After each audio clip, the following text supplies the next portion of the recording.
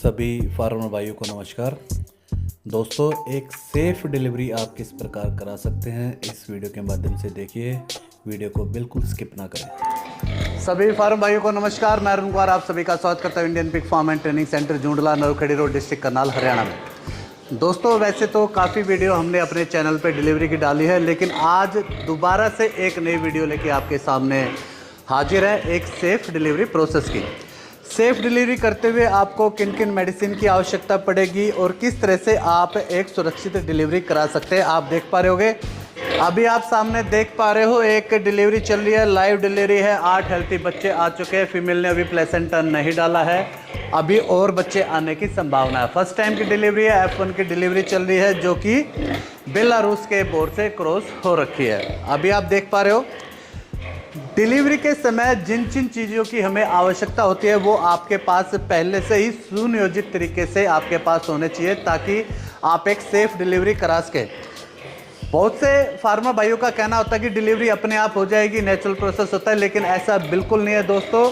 अगर आप अपनी फीमेल की हेल्प नहीं कर पाओगे तो आप एक सेफ डिलीवरी भी नहीं ले पाओगे। हो सकता है फीमेल एग्रेसिव हो जाए, हो सकता है फीमेल खड़ी हो, उठे बैठे, उसके नीचे दब के आपका बच्चा मर जाए, हो सकता है फीमेल अपने ही बच्चों को काटने लगे, हो सकता है फीमेल के गर्भ में बच्चे फंस जाए। ऐसी परिस्थितियों में फीमेल की हेल्प आपको करनी पड़ेगी। हो सकता है अच्छी तरह से फीमेल लेबर पेन में ना आए, तो आपको इन सब चीज़ों के लिए मेडिसिन की आवश्यकता पड़ेगी। मेडिसिन आपके पास क्या क्या होनी चाहिए जब आप एक फीमेल की डिलीवरी करा रहे हो? डिटॉल आपके पास होनी चाहिए, ताकि आप फीमेल के थनों को, फीमेल के टिट्स को साफ कर पाए। जब आपका पिगलेट दूध पिए, फर्स्ट कोलेस्ट्रॉम पिए, किसी भी तरह की गंदगी, किसी भी तरह का बैक्टीरिया एनिमल के अंदर ना जाए। अगर किसी तरह का बैक्टीरिया एनिमल को अप्रोच करता है, एनिमल के पास जाता है, चाहे वो टिट्स पे लगे हुई गंदगी के कारण हो, चाहे वो प्लेसेंटा चाटने के कारण हो, या किसी अन्य वजह से हो, या आपके बॉक्स में गंदगी हो, अगर ऐसी परिस्थितियां आती है तो फीमेल के जो पिगलेट है उनको डायरिया होने की संभावनाएं सबसे ज़्यादा बनी रहती है। इसलिए फीमेल के टिट्स को साफ करने के लिए आपके पास डिटॉल का होना आवश्यक है, या फिर बिटाडिन के द्वारा भी आप फीमेल के टिट्स को साफ कर सकते हो। जब फीमेल अपनी गर्भावस्था के 112वें से 113वें दिन में पहुंचती है तो आप उसको एमोक्सिसिलिन LA का एक शॉट दे सकते हो। यह एक एंटीबायोटिक मेडिसिन है, जो कि फीमेल को डिलीवरी के समय किसी भी बैक्टीरियल प्रॉब्लम से लड़ने की ताकत देती है, फीमेल की हेल्प करती है। इसी के साथ साथ विटाल्जन और डेक्सामेथासोन एनिमल के लिए उपलब्ध होना चाहिए, जिससे कि आप बच्चों की जो टेम्परेचर प्रॉब्लम हो सकता है किसी भी पिगलेट का लो टेम्परेचर चल जाए, ऐसी समय में आप उसको डेक्सामेथासोन की सहायता से हेल्प दे सकते हैं, ताकि बच्चे का नॉर्मल टेम्परेचर आ सके। अगर मादा दूध कम उतार रही है तो टोनोफास्फोरस का आप इस्तेमाल कर सकते हो। टोनोफास्फोरस के जरिए भी आप आसानी से फीमेल को हेल्प कर सकते हो दूध उतारने में। कई बार फीमेल जब डिलीवरी करती है तो फीमेल के जो वेजाइनल लिप्स होते हैं वो फट जाते हैं, या उनके अंदर जो वेन्स होती है वो फट जाती है, जिसके कारण वेजाइनल लिप्स बहुत बड़े बड़े जाते हैं, उनके अंदर बैड ब्लड इकट्ठा हो जाता है। उसमें आपको या तो कटर लगाना पड़ता है, या उसमें पंचर करके भी आप वो बैड ब्लड निकाल सकते हो। अगर ऐसी परिस्थितियाँ उत्पन्न होती है, लगातार ब्लडिंग हो रही है, तो ओवर ब्लडिंग को रोकने के लिए, एक्सेस ब्लडिंग को रोकने के लिए आप जैक शॉट का भी इस्तेमाल कर सकते हो, या किसी भी तरह जानवर कोई लड़ पड़ा है या कोई ऐसी सिचुएशन है कि ब्लड लगातार आ रहा है, उसको रोकने के लिए आप जैक शॉट का इस्तेमाल कर सकते हो। आपकी फीमेल एंजाइटी में है, आपकी फीमेल अपने ही बच्चों को पकड़ के काटने की कोशिश कर रही है, खड़ी हो रही है, बैठ रही है, बच्चों को दूध नहीं पिला रही है, एग्रेसिव है, एग्रेसिव कंडीशंस के अंदर आप ज़ाइलोजिन का इस्तेमाल कर सकते हो। ज़ाइलोजिन के जरिए आप अपनी फीमेल को शांत कर सकते हो। जैसे कि देखिए, अभी सारे बच्चे आराम से बिल्कुल दूध पी रहे हैं। अगर फीमेल एग्रेसिव होती तो हम इसका इस्तेमाल कर सकते हैं। इसके साथ साथ अगर आपकी फीमेल डिलीवरी शुरू कर चुके हैं, 2-3 बच्चे आ चुके हैं, लेकिन उसके बाद बच्चे नहीं आ पा रहे हैं, तो आप एर्गोवेट का इस्तेमाल कर सकते हो। एर्गोवेट के जरिए फीमेल के यूट्रस, माउथ की मसल्स लूज होती हैं और गर्भ में जो बच्चा है वो आसानी से बाहर निकलने का प्रोसेस शुरू करता है। आइसोफ्लूइड, कई बार कंडीशन ऐसी होती है कि फीमेल अपना खुद का टेम्परेचर खो देती है अपनी डिलीवरी को करते हुए। वैसे मोस्टली 1 या 1.5 डिग्री टेम्परेचर बढ़ता है, लेकिन कई कंडीशन ऐसी आ जाती है कि फीमेल अपना खुद का टेम्परेचर भी लो कर लेती है, खो देती है। ऐसी कंडीशन में आइसोफ्लूइड आपको इस्तेमाल करना चाहिए। प्रेग्नेंट फीमेल के लिए भी इस्तेमाल किया जाता है ताकि उसके टेम्परेचर को मेंटेन किया जा सके। नाड़वा काटने के लिए आपके पास सीजर इस्तेमाल होनी चाहिए। इसके साथ साथ बीटाडीन का इस्तेमाल कीजिए। जहाँ पे भी आप नाड़वा काट दें, बीटाडीन से उसको अवश्य धुलाई कर दें। जब आपकी फीमेल की डिलीवरी कंप्लीट हो जाती है तो डिलीवरी कंप्लीट होने के 6 घंटे बाद आप कैथरेट की सहायता से फीमेल की यूट्रस क्लीनिंग कर सकते हैं। ये आप बीटाडीन से कर सकते हैं, बीटाडीन वॉश कर सकते हैं, DCR वॉश कर सकते हैं, एमोक्सिसिलिन वॉश कर सकते हैं। अगर आपको कैथरेट के जरिए यह प्रक्रिया नहीं आती है तो इसके लिए आप हरीरा का भी इस्तेमाल कर सकते हैं। हरीरा के जरिए भी यूट्रस क्लीनिंग आसानी से की जा सकती है। इसके साथ साथ दोस्तों आपके पास सभी तरह की स्टेलाइज नीडल्स होनी चाहिए ताकि आप जब कोई भी इंजेक्शन देने का प्रोसेस कर सके तो आप बिल्कुल स्टेलाइज नीडल्स के साथ अपने एनिमल्स का ट्रीटमेंट कर सके। इस तरीके से आप एक सेफ डिलीवरी कर सकते हो। अभी आपको दिखाएंगे बच्चे का प्लेसेंटा किस तरह से साफ़ किया जाता है। भून सिंह जी जो हमारे टीम मेंबर है वो प्लेसेंटा साफ़ करते हुए आपको दिखाई देंगे। दोस्तों अगर आपको मेरी वीडियो पसंद आए तो मेरे चैनल को सब्सक्राइब अवश्य करें ताकि जल्दी से जल्दी मेरी वीडियो की नोटिफिकेशन आप लोगों तक पहुँच के। अंदर से एक बार दिखा दीजिए फीमेल के बच्चों को।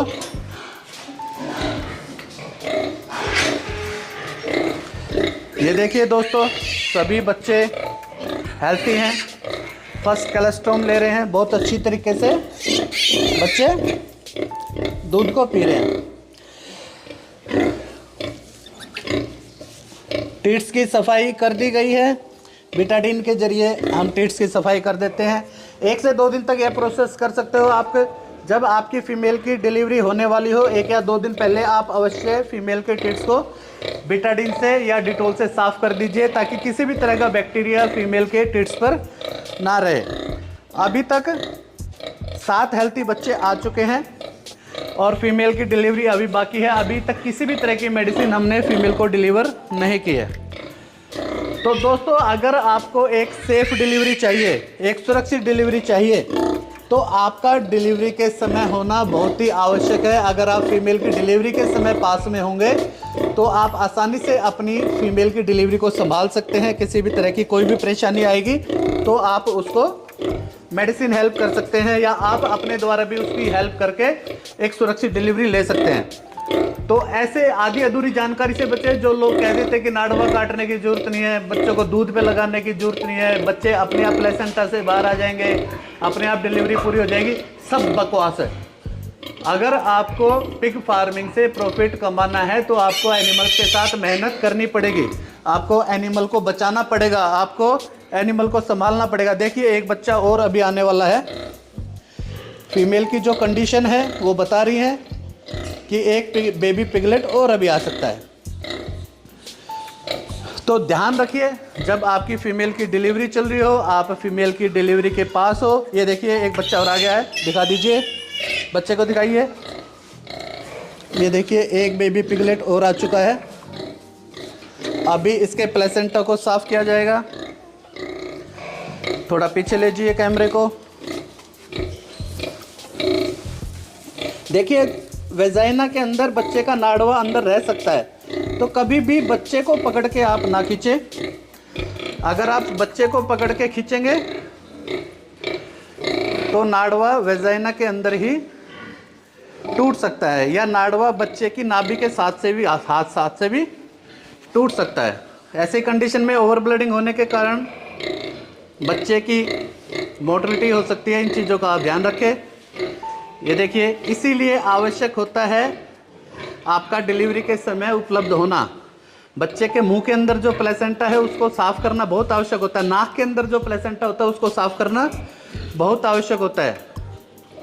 अगर आप एनिमल के पास होंगे तो आप उसकी हेल्प कर पाएंगे। और जो ये कहते हैं कि आपका होना आवश्यक नहीं है तो वो भी देख ले किस लिए ज़रूरी होता है।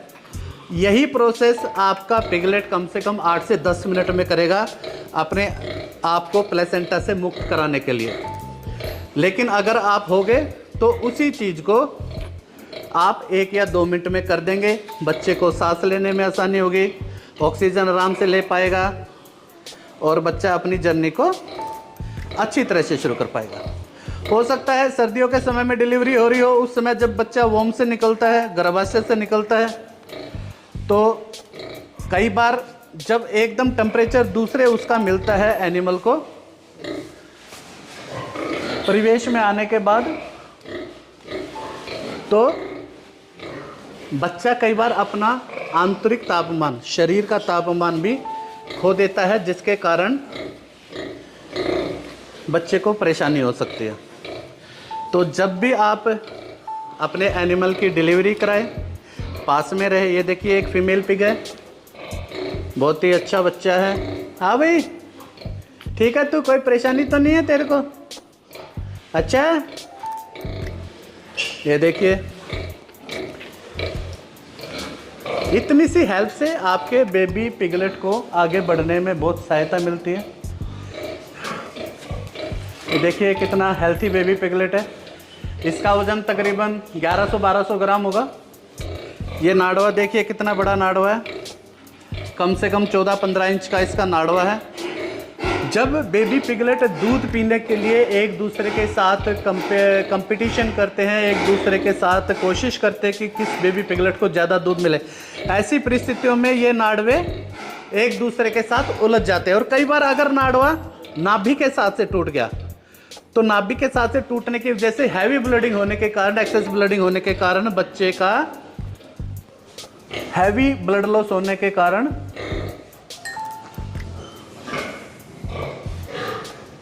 बच्चे की मोर्टलिटी हो सकती है। इसीलिए आवश्यक है कि आप बच्चे के नाड़वे को बांध दें।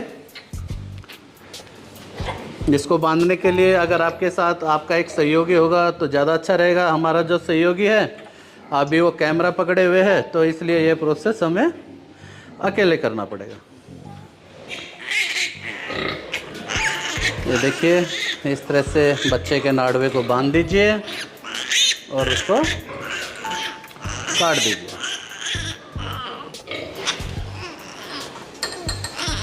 ये एक्सेस जो नाड़वा है ये आपका वेस्ट में चला जाए। इसके साथ बेटाडिन लीजिए, बेटाडिन का स्प्रे इसके ऊपर कर दीजिए और बच्चे को माँ के दूध पे छोड़ दीजिए। देखिए एक बच्चा और आ गया, एक बच्चे को और दिखाइए। ये देखिए एक बेबी पिगलेट और आ चुका है। अभी इस बच्चे की भी सफाई करेंगे। पीछे ले लीजिए बोन सिंह जी। तो दोस्तों इस तरीके से 2 उंगलियों में कपड़े को लीजिए और इसके मुंह के अंदर जितना प्लेसेंटा है उसको साफ कर दीजिए। इसके नाक के अंदर जितना प्लेसेंटा है उसको साफ कर दीजिए। इसके कानों के अंदर जो झिल्लियां हैं, जो प्लेसेंटा लगा हुआ है, उसको साफ कर दीजिए। इस तरीके से आप अपने बेबी पिगलेट को केयर कर सकते हैं, संभाल सकते हैं, उसको उसकी लाइफ शुरू करने में हेल्प कर सकते हैं। तो आधी अधूरी जानकारी के साथ पिग फार्मिंग को शुरू मत कीजिए। जानकारी बहुत ज़रूरी है और जो ये जानकारियाँ दे रहे हैं आपकी कोई ज़रूरत नहीं है डिलीवरी के समय। उनको ना तो कोई समझा सकता है और ना वो समझने के लिए तैयार। लेकिन जो फार्मर भाई अच्छी फार्मिंग करना चाहता है, आगे बढ़ना चाहता है, उनको इन सब चीज़ों का ध्यान रखना पड़ेगा, एनिमल के बारे में सीखना पड़ेगा। तो अपने बेबी पिगलेट की अच्छी केयर कीजिए, उसको बचाइए, वो अच्छी लाइफ को शुरू कर सके। चल भाई बाबू इधर आ जा। ये देखिए फीमेल पिग बहुत ही अच्छी तरीके से बच्चों को फर्स्ट कोलोस्टोम पिला रही है। देखिए जब आप बच्चे की बॉडी को साफ कर रहे होते हो तो बच्चे को एक मसाज मिलती है। मसाज मिलने के कारण बच्चे की जो बॉडी में ब्लड सर्कुलेशन है वो बढ़ता है, बच्चे को आसान होता है सरवाइव करना। तो इन सब चीज़ों का आपको ध्यान रखना होगा। तो दोस्तों आज के वीडियो को यहीं पे समाप्त करते हैं। डिलीवरी अभी कंप्लीट नहीं हुई है, 9 हेल्थी बच्चे आ चुके हैं। सभी बच्चे अच्छी तरह से माँ का कोलोस्टोम पी रहे हैं। दोस्तों अगर आपको मेरी वीडियो पसंद आए तो मेरे चैनल को सब्सक्राइब अवश्य करें, ताकि जल्दी से जल्दी आपको मेरी वीडियो की नोटिफिकेशन मिलती रहे। आशा करता हूँ आपको वीडियो बहुत पसंद आई होगी। अगर आपको मेरी वीडियो पसंद आए तो मेरे चैनल को सब्सक्राइब करें, वीडियो को लाइक करें। वीडियो देखने के लिए सभी फार्म भाइयों को नमस्कार, धन्यवाद, जय हिंद।